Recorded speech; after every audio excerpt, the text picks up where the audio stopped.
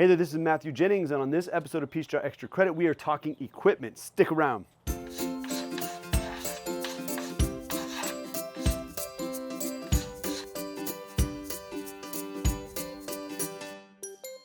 All right, well, thanks for joining me on this one. We're going to be talking about all the equipment I use for photos and videos as I travel around the country and make all these wonderful videos for Peachjar Extra Credit. The one question I get time and time again is, what equipment are you using? I get it so often that I created a one-pager that I just hand to people now. I will link to that in the description, and we'll be going over pretty much everything I've got on that one-pager. The one-pager also has some tips and tricks, just some things to look out for, different things you can do to get better photos and videos as well. So it's not just equipment. However, there are some handy QR codes on there that will take you directly to the things that we're talking about today. And I'll also do my best to link to those things in the description below as well. So we're just going to get started. I travel around with a very beautiful think tank bag. Now, you don't have to have one of these. I'll put it up on screen. I'll show you what it looks like. But it helps me keep all of my equipment organized very nicely. And we're going to start with the first thing, which is tripods.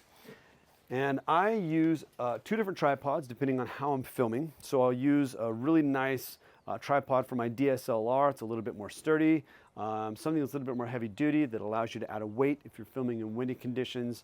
It's got a nice wide stance is what you're looking for. And then for my cell phone, I just have a really simple tripod that expands and then shrinks down really nicely to fit in my bag really easily, which is awesome. So those are the tripods I'm using. So you can roll out and get really great photos and videos with just some very simple equipment. I'm not talking about anything here today that's very expensive. In fact, most of the filming I do is with my cell phone. I have a nicer, more recent iPhone Pro Max. I use it more than my DSLR, to be honest, and it is what we're filming on today. So we've got tripods out of the way. You need a way to hold your cameras. I have gotten myself into a couple of predicaments where I just didn't have a tripod, or actually right before filming, one of the tripods broke. Really cool. So what I did in that instance was I just found something to prop the camera up on, got a couple of chairs and some books, and was able to level the camera that way. So even a tripod is not completely necessary. However, in kind of situations where you're setting up interviews with individuals, it's kind of a must-have. Now, I'm breaking a little bit of my rules today. You'll see maybe on the one-pager it talks about a few other things like rule of thirds, that kind of thing. Today I'm filming directly center of the frame of the camera, so I can pull out shots really easily later here. But if I was filming an interview style like this, I'd probably be one shoulder back, more off the side of the frame. And if I was interviewing someone and I was the one being interviewed, I'd be speaking kind of off camera. But today, speaking directly to you. So thanks for sticking around. Let's talk about audio next. Now, in videos, audio is critical. If you have a video that's speaking or there's music or sound and the audio is bad, the whole video is done. It's not going to get the traction you want. It's not going to get the views you want. The video itself can be a little less polished. In fact, the algorithm shows that videos that are too polished come off a little bit more like commercials, and they don't perform as well. The videos that are a little bit more organic and authentic perform better. But still, in either example, audio is going to be critical. So I do a couple of things. One, I use these wired lapel mics. They go into the bottom of an iPhone or an Android, and I will link to these, and I will show you these a little bit closer. But you just plug this into the bottom of your phone. It comes with a special adapter, and you can either plug it into the DSLR directly or into your cell phone. It's got about 20 feet of cord, and you just mic somebody up with that. I will oftentimes use these as a backup. So you'll hear me talk about several different audio options today. And a lot of times I will just wire these to one of the cameras that's not tracking audio and just set the microphone on the table, or even discreetly wire somebody up so that it's capturing secondary audio. I don't know about you, but I have had equipment fail on me before. And since audio is paramount, I like to have that backup. So these wired lapel mics are fantastic. I love them. I can't recommend them highly enough. I also have a set of wireless lapel mics, and they are quite fantastic. They come with a little dongle that just plugs directly into the bottom of your cell phone, and then you turn the little mic on, You mic up somebody, so just clip it to their shirt, their sweater, their vest, their sweatshirt, whatever they're wearing, their suit, and it just connects wirelessly. And it's got like a 50 or 60 foot range. They don't even cost a lot of money. I will link to those in the description as well, but they work really, really well. Again, I can't stress enough, it's always great to have a backup. So I always run 2 types of audio, and absolute worst case scenario, last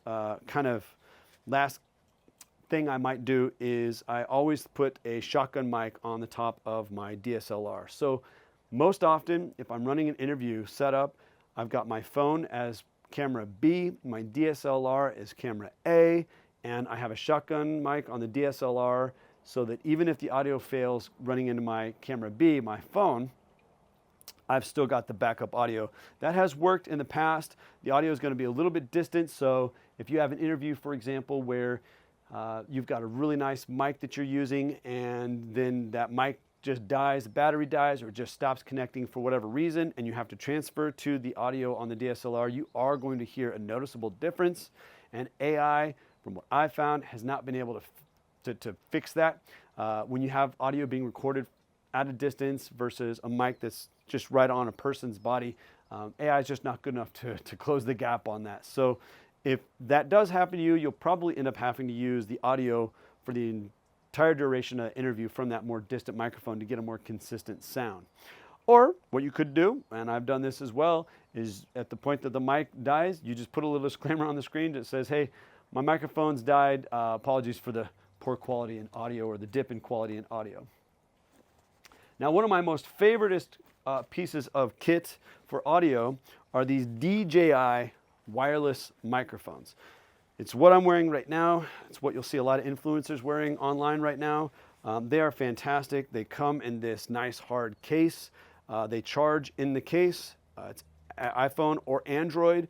Comes with this little bag so you can carry your cable in here to keep the case charged, and also has some windscreen protectors that would go on the top of the microphones as well if you're in the wind. And this guy just opens up, and you've got 2 wireless mics in here and the connections for iPhone or the USB-C, which is nice. And everything just charges. There's a dongle right here that just plugs right into your phone, and you're going to get really good, very good, clean audio that way. As far as backup goes, what you can do with these microphones is record wirelessly to your phone. At the same time, there's a little record button on the microphone itself, and it has a small internal storage, and it will record right on the device as well. So in a pinch, this could serve as your primary and your backup. For whatever reason, the Bluetooth connection dies out, you will still have audio from the recording on the device itself, which is really nice. Can't recommend these enough. These are a little bit more expensive as far as microphones go. These are a little bit more of a pricier option. There are cheaper options. Like I said, the wired mics are like $19. The wireless mics are not much more than that. This is quite a bit more, but well worth the cost. If you want good, clean audio, the distances are really great on these. You can get a long ways away. For example, if you're filming in the back of a classroom, you could mic up the teacher, capturing the audio of the lesson while capturing the students in the back of the room, maybe running through the experiment while the teacher at the front of the room walks them through that. Really cool. Another cool bit of kit that I have that I really like, and I know so many of us are familiar with these, and it's funny when I talk to people about this, there's a love-hate relationship with these a lot of the times, but it's just a DJI gimbal. You can put your phone on this, it helps stabilize your shots, helps make things really smooth. You get really cool, beautiful sweeping shots, really beautiful pan shots, really, really nice. I really love this DJI gimbal, but like everyone else, sometimes mine just does what it wants to do. I'll want it to do one thing, and it says, no, we're going to do this. So they have a mind of their own sometimes. What I can say is don't learn this the first time you're using it in a critical need to capture moment.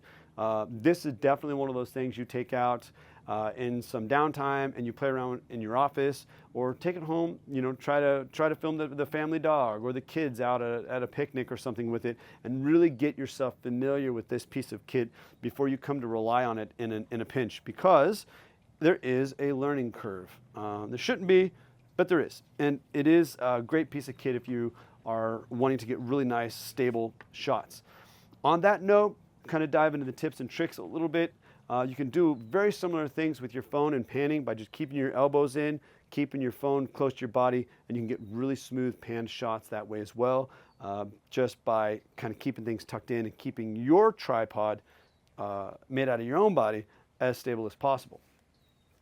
Continuing down audio.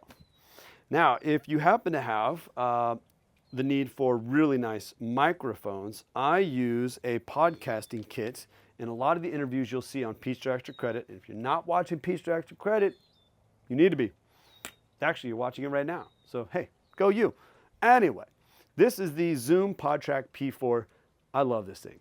It's a portable podcasting kit. So if you, your school district, if you're considering starting a podcast, this couldn't be easier. Yes, there's a lot of software to do it on your computer, but this is really nice. You can take this, a couple of microphones and microphone stands around, interview teachers, interview students, interview superintendent, any of the other executive leadership. This is a great little piece of kit.